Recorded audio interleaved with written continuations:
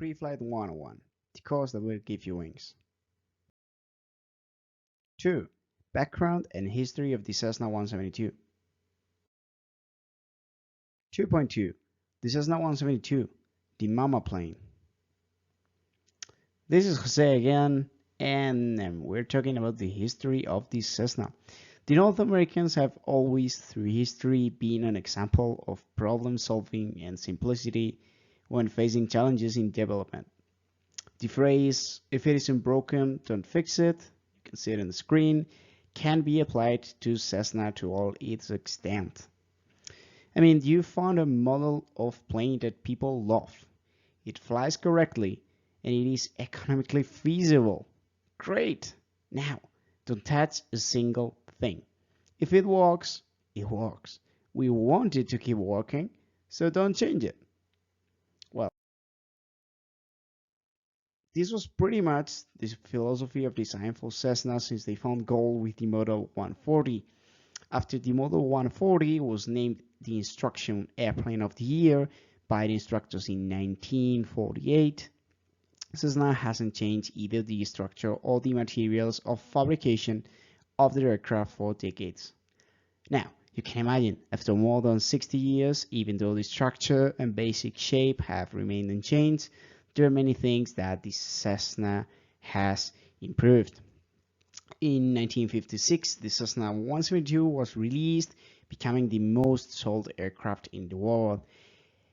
Cessna as a company, especially the trainers made for beginners like the Cessna 150 and the Cessna 172, have become a synonym of reliability and safety for the general aviation world.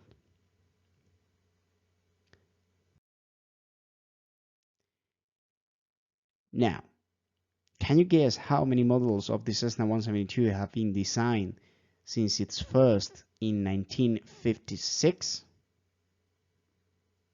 Well, 42 models.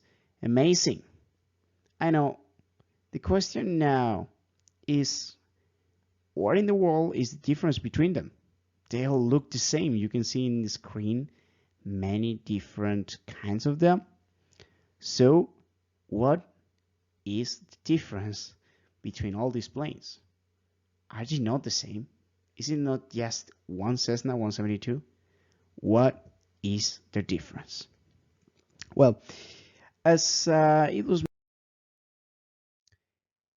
was mentioned before, improvements were made from model to model. In the documentation section, I will leave you a chart where you can find all the variants of the Cessna 172 and the improvements made in the Cessna 172 variants guide. Go check it out. Now, there are a lot of models that you've seen in your screen. Do you need all this? The answer is easy. Absolutely not.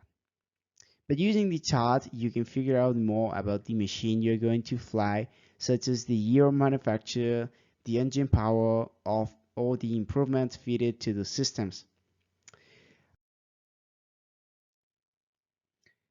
Remember as well that engines can be swapped, just like in cars. Radios can be changed, the interior can be refurbished. So don't lose your mind over this topic either. You might find exceptions, you might find mixes between two models, you might find different models that people made up, that people personalized.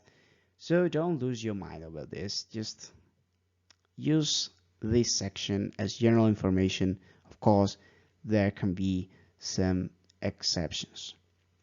Now, as a key ideas or as a review, it was in 1956 when Cessna introduced the Cessna 172, which has been the most sold aircraft in the world and still nowadays holds this title.